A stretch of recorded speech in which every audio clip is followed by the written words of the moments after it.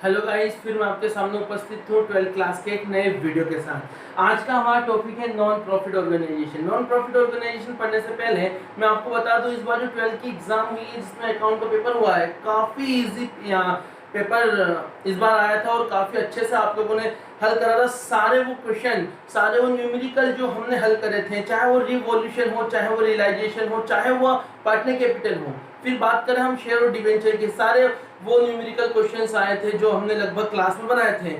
I hope आप सबका paper बहुत अच्छा गया होगा। रिजल्ट के लिए आपको शुभकामनाएं।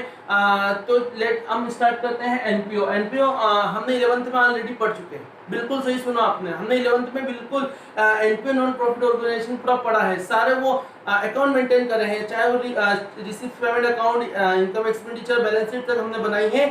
लेकिन 12th में फर्स्ट चैप्टर जो आपको मिलेगा वो एनपीओ का ही मिलेगा। 10 मार्क्स का इसमें तो पूछा जाता है, इस बार भी पूछा गया। इनकम और एक्सपेंडिचर अकाउंट का जो न्यूमेरिकल क्वेश्चन आया था, तो काफी इंपॉर्टेंट है। चलिए हम स्टार्ट करते हैं। आज जो हमारा टॉपिक है वो एनपीओ है और हम सबसे पहले पढ़ेंगे कि जो एनपीओ होता क्या है, एनपीओ की डेफिनेशन क्या बोलती है। तो NPO these organization which are not engaged in business activities, ये जो ऑर्गेनाइजेशन, ऐसे ऑर्गेनाइजेशन जो बिजनेस एक्टिविटी से में इंगेज नहीं है, जिनका बिजनेस एक्टिविटी से कोई संबंध नहीं है, वो सारी ऑर्गेनाइजेशन जो होती हैं वो हमारी एनपीओ के अंतर्गत आती है। Their object is not to make profit, इनका जो ऑब्जेक्ट उद्देश्य होता है वो लाभ कमाना नहीं होता, इनका जो उद्देश्य होता है प्रॉफिट कमाना नहीं होता, बट टू प्रोवाइड सर्विस। लेकिन ये फिर भी सर्विस क्या करती है, प्रोवाइड करती है, सर्विस देती है। ऐसी सारी जो होती है these are called non profit organisation. ऐसी जो ऑर्गेनाइजेशन होती है उसे हम नॉन प्रॉफिट ऑर्गेनाइजेशन कहते हैं। सिंपल शब्दों में हम बात करें तो ऐसी वो समस्त संस्था है जिनका उद्देश्य लाभ कमाना नहीं होता है, जिनका उद्देश्य सोशल वेलफेयर करना होता है, जिनका उद्देश्य सामाजिक सेवा करना होता है। ऐसी समस्त संस्थाएं जो होती है वो हमारी नॉन प्रॉफिट बात करें तो गैर व्यापारिक संस्थाएं कहलाती है।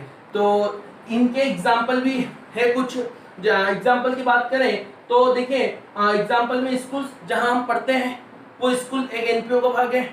बात करें hospital, club, sport club, temple, welfare societies etcetera, ऐसे कई एग्जाम्पल आपको सामने हैं। स्कूल्स, कॉलेज हो गए, हो गई, यूनिवर्सिटी के बाद आप टेम्पल, मंदिर को देख लो, मस्जिद, ये सारे हमारे एनपीओ के भाग हैं। वेलफेयर सोसाइटी, वो सोसाइटी जिसका उद्देश्य समाज सेवा करना, वो सारी सोसाइटी भी हमारे एनपीओ के अंतर्गत आती है। वो समस्त क्लब भी हमारे एनपीओ के अंतर्गत आते हैं। तो एनपीओ का मतलब होता है ऐसी संस्थाएं जिनका उद्देश्य, जिनका जो ऑब्जेक्ट होता है वो मेकिंग प्रॉफिट नहीं होता है, जिनका उद्देश्य सोशल वेलफेयर करना होता है। स्कूल्स, कॉलेज, यूनिवर्सिटी, मंदिर, ये सारे इसके एग्जाम्पल हैं। देखिए, जो आप लोगों ने देखा कि ऐसी संस्थाएं जो व्यापार नहीं करती, बिजनेस नहीं करती। अब आपके मन में क्वेश्चन आ रहा होगा कि सर जो ऐसे कई संस्थाएं आपने जो बोली जिनको बिजनेस नहीं करती, तो इनका मेन रिसोर्सेज क्या है, इनकम का मेन रिसोर्सेज क्या, इनके पास इनकम कहाँ से आती है। ये जो संस्थाएं, ये जो ऑर्गेनाइजेशन होते हैं, यदि ये बिजनेस नहीं करते हैं, व्यापार नहीं करते हैं, तो इनके पास इनकम के मेन रिसोर्सेज कौन कौन से हैं, ये इनकम कहाँ से प्राप्त करती है। तो देखिए, इनके जो मेन रिसोर्सेज हैं इनकम के, वो मेंबरशिप फीस। ये क्या करती है, मेंबरशिप फीस लेती है, सदस्यता शुल्क इसे हम हिंदी में बोलते हैं, सब्सक्रिप्शन लेती है, डोनेशन लेती है, एंट्री फीस लेती है। इसके अलावा भी कई इनकम के मेन रिसोर्सेज होते हैं जो जहां से इनको इनकम बड़ी मात्रा में प्राप्त होती है।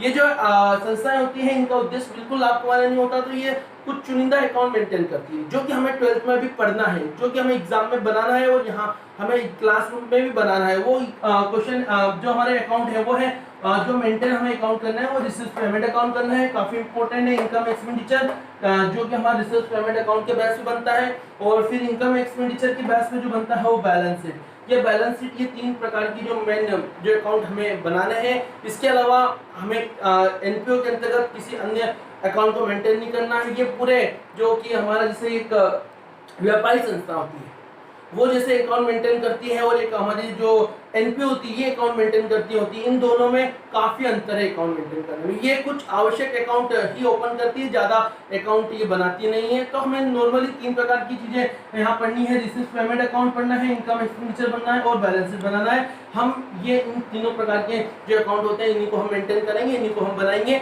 तो आज हमने बेटा पढ़ा कि एनपीओ क्या होता है और एनपीओ के कौन कौन से एग्जाम्पल होते हैं, एनपीओ के जो मेन रिसोर्सेज इनकम के होते हैं वो कौन कौन से होते हैं, कौन कौन से अकाउंट हमें बनाना है, वो सारी चीजें हमने पढ़ी। अगले वीडियो में हम रिसीव्ड पेमेंट अकाउंट पे